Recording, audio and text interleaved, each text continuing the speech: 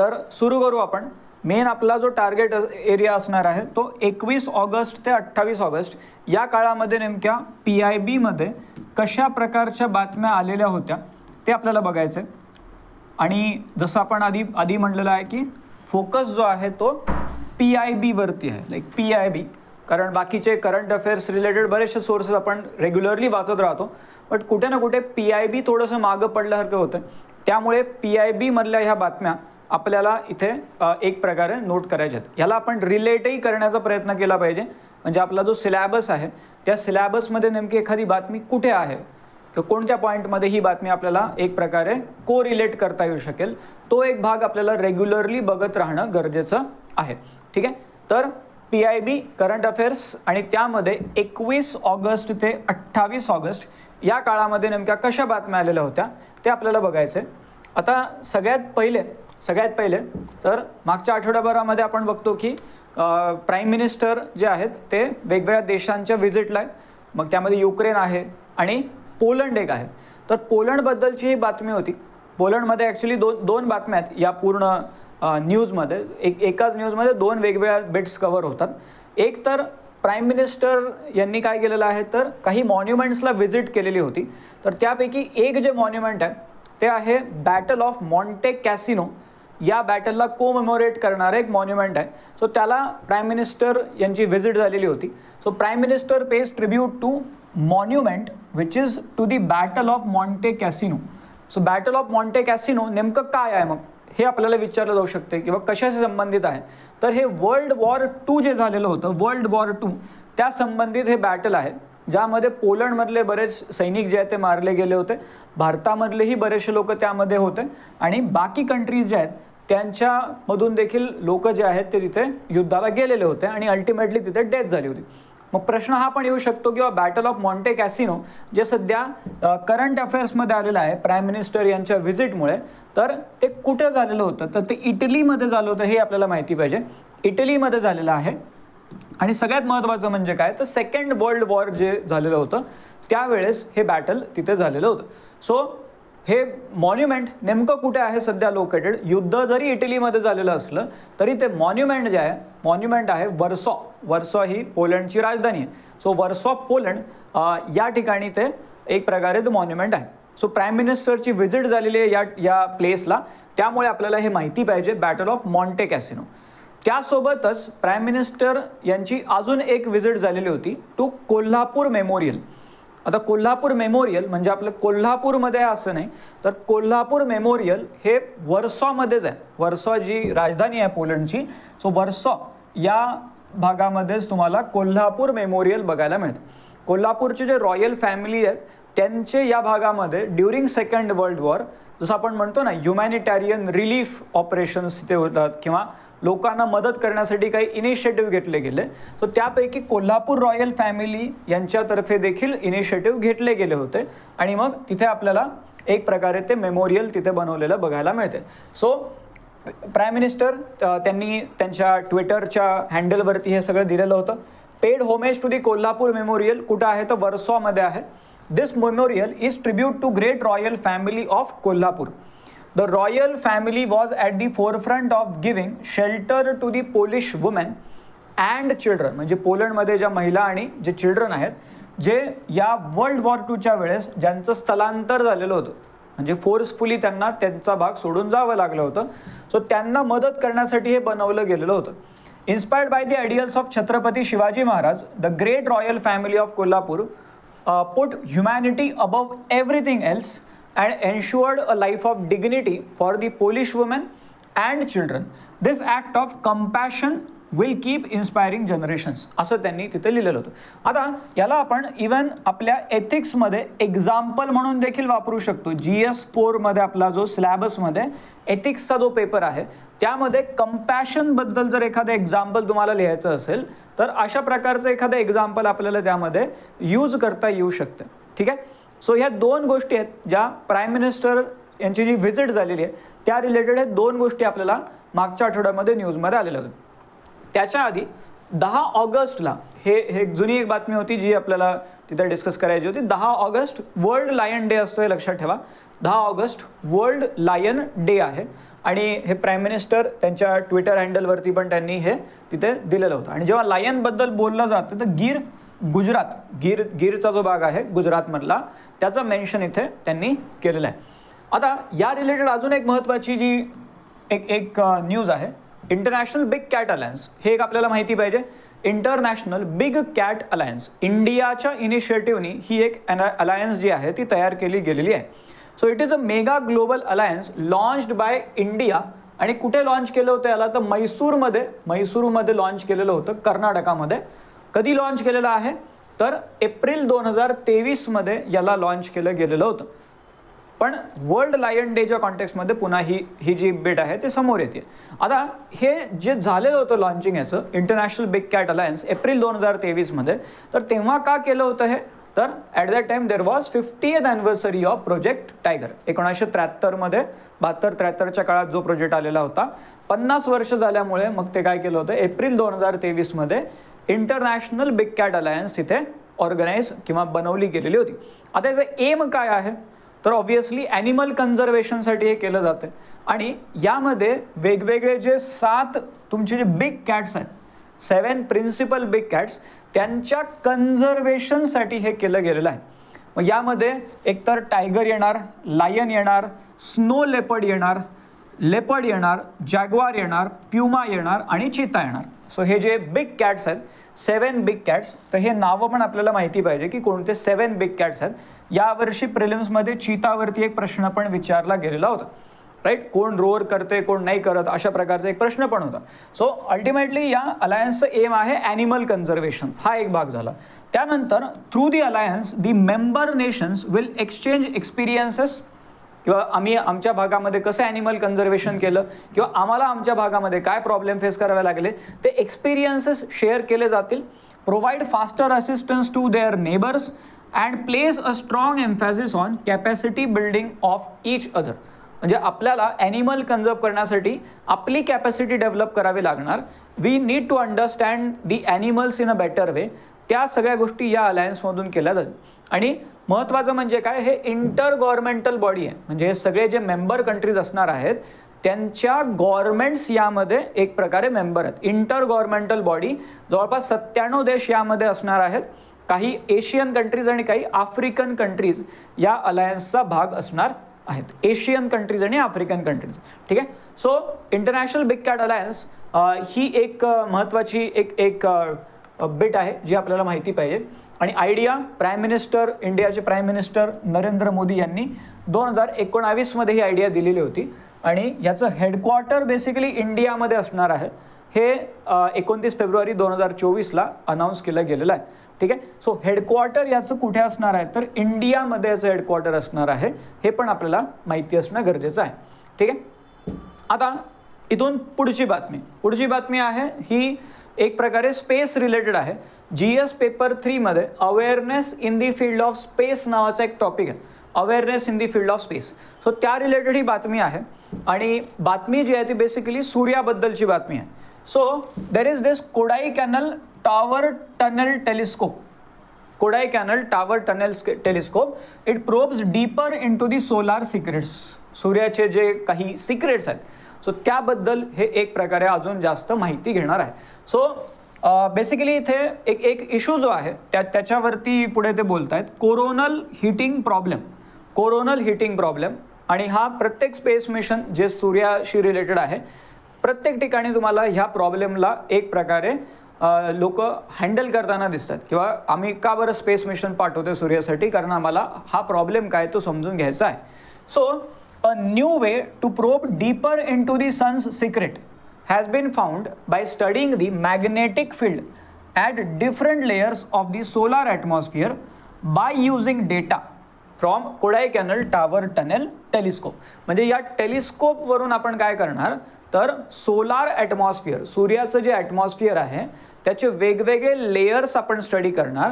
म्हणजे बेसिकली काय करणार, तर त्या लेयर्समध्ये जी मॅग्नेटिक फील्ड आहे त्याला आपण स्टडी करणार आणि त्यामधून आपल्याला सूर्याच्या ॲटमॉस्फिअरची अजून जास्त माहिती मिळणार. Solar atmosphere is compose of various layers जे एकमेकांना कनेक्टेड आहेत through magnetic field. Like you are having photosphere, corona, असे वेगवेगळे थर आहेत ना. सो ते एकमेकांसोबत इंटरकनेक्टेड आहेत by using magnetic fields.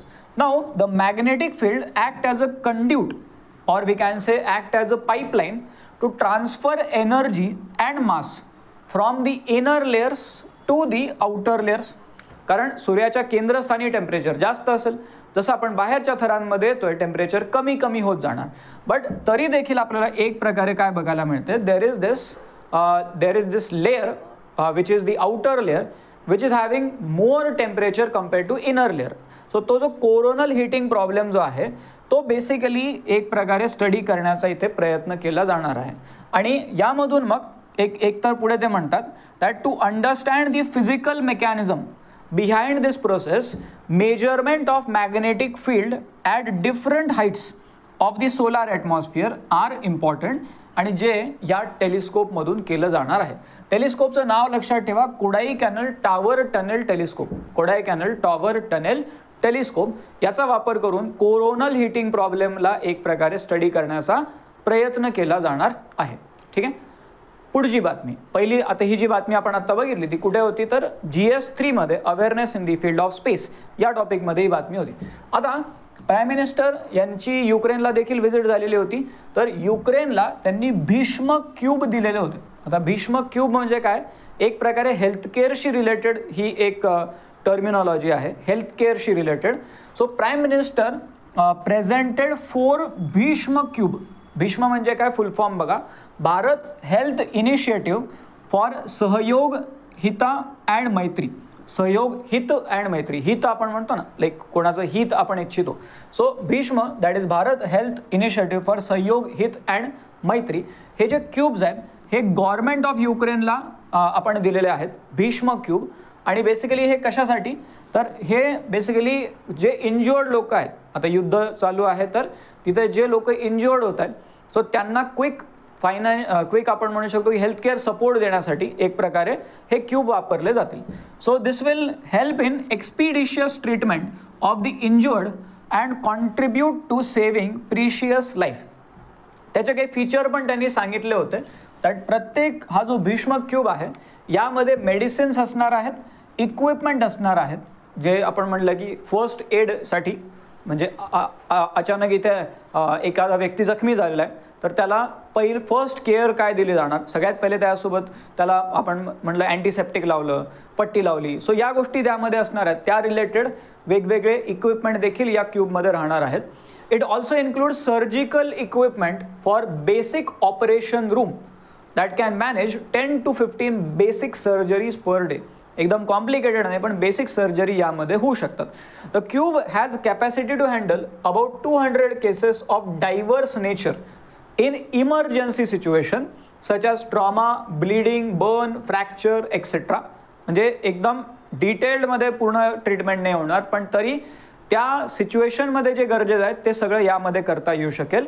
It can also generate own power and oxygen in limited amount. त्यासाठी वेगळे त्यामध्ये प्लांट्स पण बसवलेले आहेत. A team of expert from India has been deployed to provide initial training to the Ukrainian side to operate the cube. आपल्याकडून लोक देखील तिथे गेलेले आहेत जे तिथल्या लोकांना ट्रेनिंग देतील की बा ह्या क्यूबला कशा पद्धतीने वापरायचं आहे. सो हा पार्ट एक प्रकारे त्यांनी इथे दिलेला आहे. सो याला आपण इंटरनॅशनल रिलेशन्समध्ये देखील एक प्रकारे यूज करू शकतो. जर आपल्याला इंडिया युक्रेन यावरती एखादा प्रश्न जर येतोय तर इंडिया आणि युक्रेन यांच्यामध्ये जे रिलेशन्स आहेत सो त्या केसमध्ये हा एक पॉईंट आपल्याला तिथे लिहिता येईल, भीष्म क्यूब्स. ठीक आहे. सो ओव्हरऑल पण इन एनी केस IRच्या एका क्वेश्चनमध्ये जिथे रिलिव्हंट असेल तिथे तुम्हाला हा पॉईंट वापरता येऊ शकेल. ठीक आहे. आता एक अजून एक इथे महत्त्वाचा जो पार्ट आहे, मागच्या एका सेशनमध्ये आपण बोललो होतो किंवा 23 ऑगस्टला नॅशनल स्पेस डे डिक्लेअर केलेला आहे आणि मग त्या रिलेटेड एक न्यूज होती that on the occasion of India's national space day department of school education and literacy, जे आपल्या कुठे येते मिनिस्ट्री ऑफ एज्युकेशनच्या अंडर येते. So they basically in collaboration with NCERT त्यांनी काय केलेलं आहे तर एक इथे मॅगझिन रिलीज केलेलं आहे. On the occasion of national space day एक मॅगझिन रिलीज केलं गेलेलं आहे. त्याचं नाव आहे सपनों की उडान. त्याचं काय नाव आहे, सपनों की उडान. आणि हे बेसिकली कशासाठी, to commemorate first anniversary of landing of Chandrayaan 3 on the lunar south pole landing झाल्याची ही तारीख आहे ते आपल्याला माहिती पाहिजे. नॅशनल स्पेस डेच्या ऑकेजनला सपनों की उडान नावाचं एक मॅगझिन तिथे रिलीज केलं गेलेलं होतं by ministry of education. NCERT यामध्ये इन्व्हॉल्व्ह होतं ते देखील आपल्याला माहिती असलं पाहिजे. आता पुढची एक स्कीम आहे Pradhanmantri Jan Man scheme. This is related to tribals. Pradhanmantri Jan Man scheme. आता ही जी एक स्कीम आहे कशासाठी? This aims to bring tribal communities into the mainstream. Tribal communities ज्या आहेत त्यांना मेन स्ट्रीममध्ये आणण्यासाठी ही स्कीम आहे. आता याला तुम्ही एकतर GS2 मध्ये जे welfare initiatives for vulnerable sections, welfare schemes for vulnerable sections असा एक सिलेबसमध्ये टॉपिक आहे. सो त्यामध्ये तुम्हाला ही न्यूज एक प्रकारे ट्रॅक करता येईल. आणि त्यासोबतच GS1 मध्ये सोसायटीच्या सेक्शनमध्ये देखील याबद्दल तुम्हाला काही पॉईंट्स यूज करता येऊ शकतात. म्हणजे त्यामध्ये बरेचसे वेगवेगळे ओपिनियन जे राहतात किंवा म्हणजे tribals whether you should bring them into the mainstream or not असे वेगवेगळे ओपिनियन सोसायटीमध्ये येतील तुम्हाला. सो त्या केसमध्ये देखील आपल्याला एक प्रकारे हा एक मुद्दा बघता येऊ शकेल. बट अल्टिमेटली स्कीम जी आहे ही कशासाठी तर जे वेगवेगळे वेलफेअर इनिशिएटिव्ज आहेत गव्हर्नमेंटचे ते ट्रायबल लोकांपर्यंत पोहोचवण्यासाठी. So it focuses on 11 critical interventions related to 9 key aligned ministries or departments. वेगवेगळ्या मिनिस्ट्रीजशी रिलेटेड जे इनिशिएटिव्ज आहेत with budgetary outlay of ₹24,104 crore. आणि यामध्ये सेंट्रल गव्हर्नमेंटचा शेअर असणार आहे 15,336 करोड आणि स्टेटचा शेअर असणार आहे 8,768 करोड. आणि हे 2023-24 पासून 2025-26 पर्यंत ही स्कीम राबवली जाईल. टोटल अमाऊंट या स्कीमची किती आहे तर 24,104 करोड एवढी अमाऊंट आहे.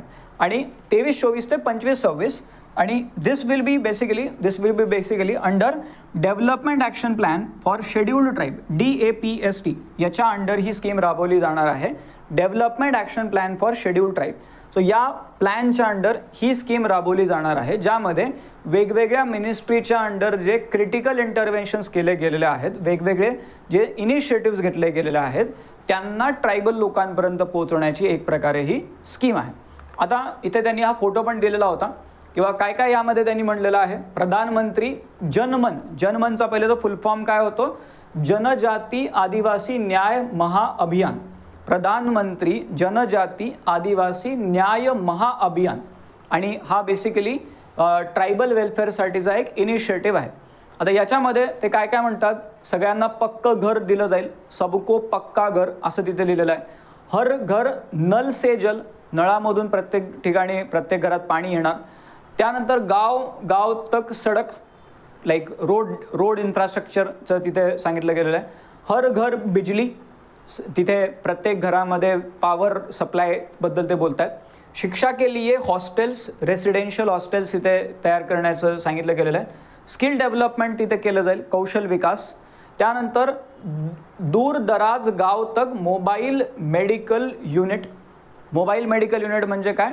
बेसिकली मुवेबल मेडिकल युनिट्स तिथे असणार आहेत. मुवेबल मेडिकल युनिट्स जे बेसिक हेल्थकेअर फॅसिलिटीज तिथे प्रोव्हाइड करतील. त्यानंतर सबको पोषण. सगळ्यांना न्यूट्रिशियस फूड प्रोव्हाइड करण्याचं काम. उन्नत आजीविका म्हणजे त्यांना एक प्रकारे एम्प्लॉयमेंट ऑपॉर्च्युनिटीज, लिव्हलीहूड त्यांचं एन्श्योर करणं. दूरदराज गाव तक मोबाईल नेटवर्क. आपण जसं म्हणतो की आपला जो डिजिटल इंडियाचा एक पिलर जो आहे तो बेसिकली इथे राबवला जाणार. दूरदराज गाव तक मोबाईल नेटवर्क. म्हणजे ह्या ज्या बेसिक अम्युनिटीज आहेत याला आपण काय म्हणू? एक प्रकारे बेसिक अम्युनिटीज ज्या आहेत या ट्रायबल लोकांपर्यंत पोहोचवण्यासाठी, ट्रायबल एरियाजपर्यंत पोहोचवण्यासाठी एक प्रकारे ही एक लार्जर स्कीम आहे. त्याचं नाव आहे प्रधानमंत्री जनमन स्कीम. ठीक आहे, ओके. आता पुढचा मुद्दा बेसिकली एका कॉन्सेप्टवरती आहे. There is this term called carbon capture utilisation and storage. CCUS, carbon capture utilisation and storage. आणि नीती आयोगनी याच्यावरती 2 दिवसाचं वर्कशॉप घेतलेलं होतं. त्यामुळे याबद्दलची बेसिक माहिती तुम्हाला घेणं गरजेचं आहे. Even Wien you will read environment तर एन्व्हायरमेंटमध्ये पण तुम्हाला ही कॉन्सेप्ट डिटेलमध्ये येणार. त्या बातमीमध्ये त्यांनी काय काय सांगितलेलं होतं, सो ते आपण ब्रीफली इथे डिस्कस करू. Carbon capture utilisation and storage. So हे जे CCUS त्याला म्हणतात, त्याच्यावरती नीती आयोगचं वर्कशॉप झालेलं होतं recently. So CCUS it basically offers a unique set of tool for decarbonising hard to abate industries. म्हणजे अशा इंडस्ट्रीज जिथे आपण किती जरी प्रयत्न केला तरी तिथले आपल्याला पोल्युटंट्स किंवा तिथे आपल्याला जे ग्रीन हाऊस गॅसेस आहेत ते कमी करता येणं अवघड आहे. हार्ड टू अबेट इंडस्ट्रीज म्हणजे काही एकदम कोर इंडस्ट्रीज आहेत, लाईक स्टील इंडस्ट्री आहे फॉर एक्झाम्पल. सो इथे काय होणार की आपण किती जरी इच्छा असली तरी त्याला एक प्रकारे त्यामधले जे पोल्युटंट बाहेर पडत आहेत ते पूर्णपणे आपण थांबवू शकत नाही. अशा ज्या इंडस्ट्रीज आहेत त्याला काय म्हणतात, हार्ड टू अबेट इंडस्ट्रीज.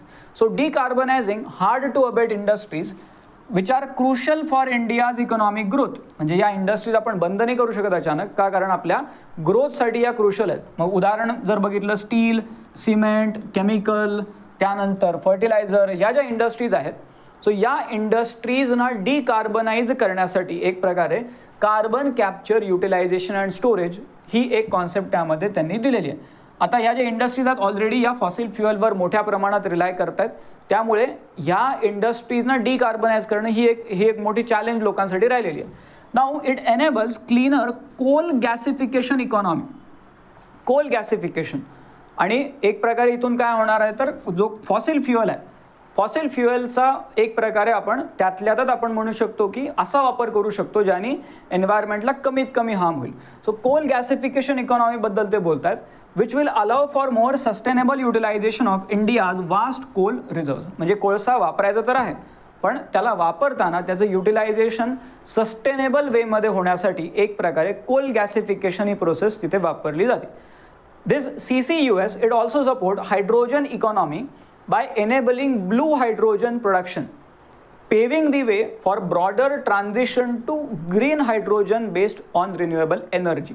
म्हणजे एक तर इथे ते म्हणतात की it will enable the blue hydrogen production आणि तिथून पुढे असं येऊ शकेल की आपण ग्रीन हायड्रोजन बेस्ड इकॉनॉमीकडे ट्रान्झिशन करू. मग ब्लू हायड्रोजन म्हणजे काय, तर हा एक प्रकारे असा हायड्रोजन आहे जो तुमच्या जे नॅचरल गॅस जे आहेत, नॅचरल गॅसपासून जो तयार होतो आहे, that is nothing but blue hydrogen. आणि ग्रीन हायड्रोजन म्हणजे काय, जो सस्टेनेबल किंवा रिन्युएबल एनर्जी रिसोर्सेस जे आहेत त्यापासून जो हायड्रोजन तयार होतो that is green hydrogen. So याला अजून पुन्हा तुम्हाला डिटेलमध्ये पुढे वाचणे गरजेचं आहे, बट हे दोन टर्म्स इथे त्यांनी दिलेले होते, ब्लू हायड्रोजन आणि green hydrogen. Furthermore CCUS can create new economic opportunities by establishing new industries and markets also then. So overall मग याला कशा पद्धतीने आपल्याला एक्सप्लोअर करता येईल, काय काय अशा गोष्टी आहेत ज्या आपल्याला यामध्ये अजून इनिशिएटिव्ह घेता येतील. सो यावरती हे दोन दिवसाचं एक वर्कशॉप नीती आयोगने कंडक्ट केलेलं होतं, त्यामुळे हे न्यूजमध्ये आलेलं आहे. सो याचे बेसिक्स जे आहेत, CCUSचे जे बेसिक्स आहेत हे तुम्हाला वाचून ठेवणं गरजेचं आहे. तुम्हाला नक्कीच हे प्रिलिम्समध्ये यावरती काही ना काहीतरी प्रश्न विचारू शकतील. ठीक आहे. सो हा एक भाग झाला. आता पुढे आपण बघतोय ही एक स्कीम बरीच चर्चेमध्ये आलेली होती मागच्या 2-3 दिवसात. कॅबिनेटने याला अप्रूव्ह केलेलं आहे, unified pension scheme. Unified pension scheme.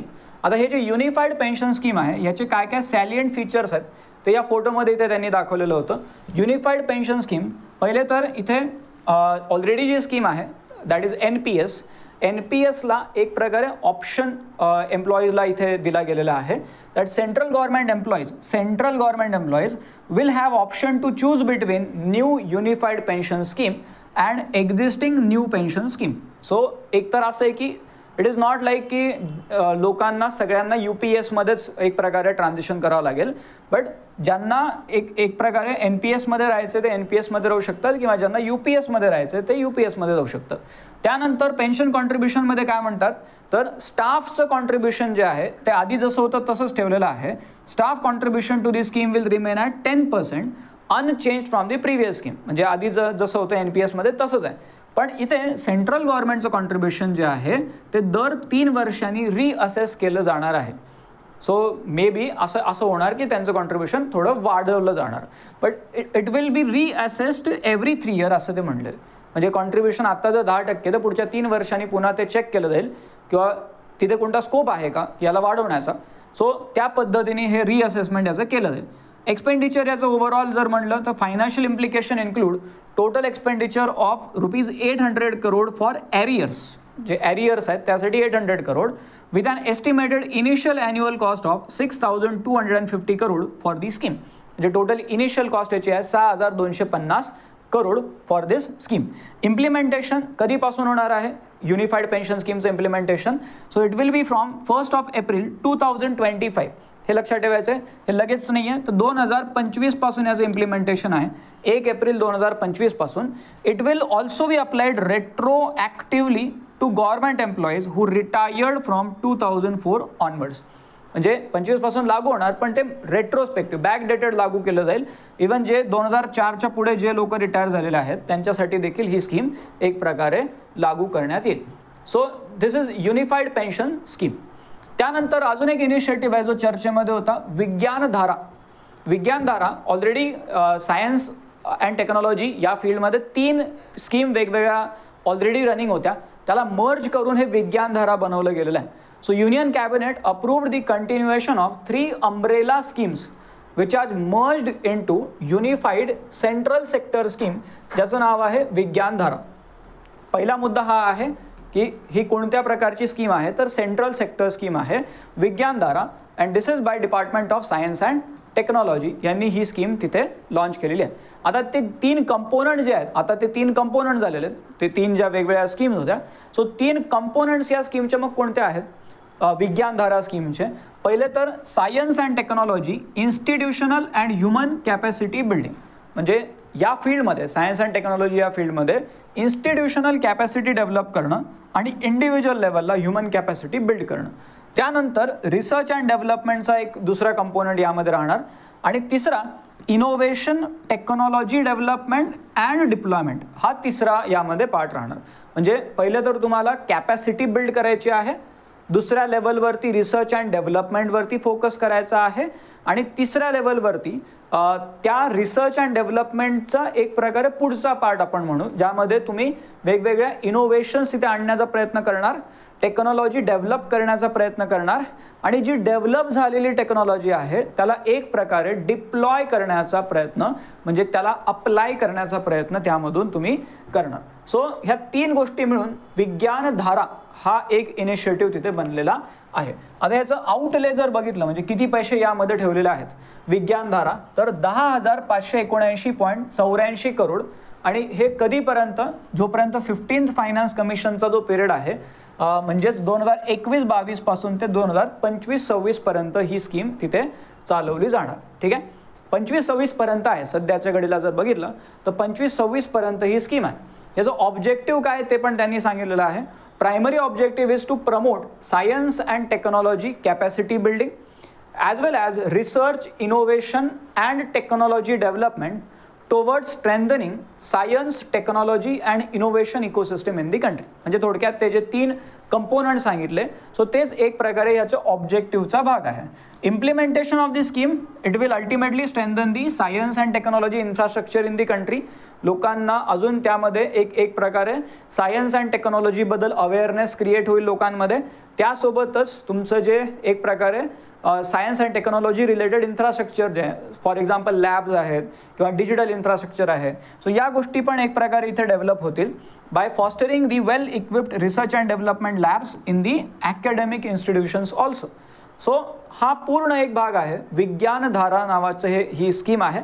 आणि ही ऑलरेडी जे 3 वेगवेगळे इनिशिएटिव्ह होते त्याला एका इनिशिएटिव्हमध्ये क्लब केलं गेलेलं आहे आणि हा इनिशिएटिव्ह बनवला गेलेला आहे. विज्ञानधारा असं त्याचं नाव आहे.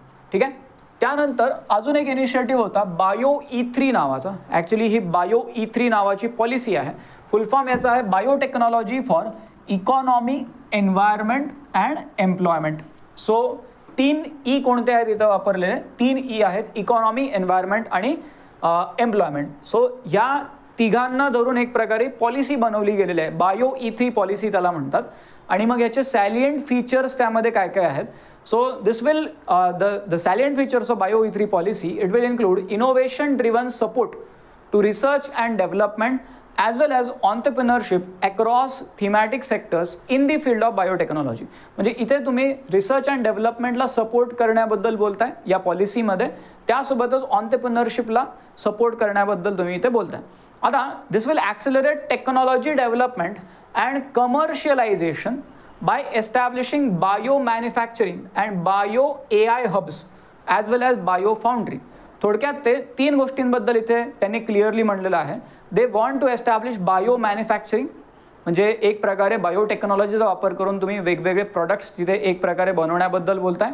बायो AI हब, बायोटेक्नॉलॉजी आणि AIचा वापर यामध्ये, आणि बायो फाउंड्री अगेन असे बरेचसे वेगवेगळे टर्मिनॉलॉजीज पुढे येतील तुम्हाला रिलेटेड टू बायोटेक्नॉलॉजी. त्यापैकी हा एक शब्द बायो फाउंड्री. ठीक आहे.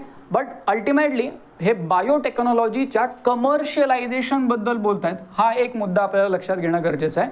बायोटेक्नॉलॉजीच्या कमर्शियलायझेशनबद्दल हा मुद्दा इथे येतोय.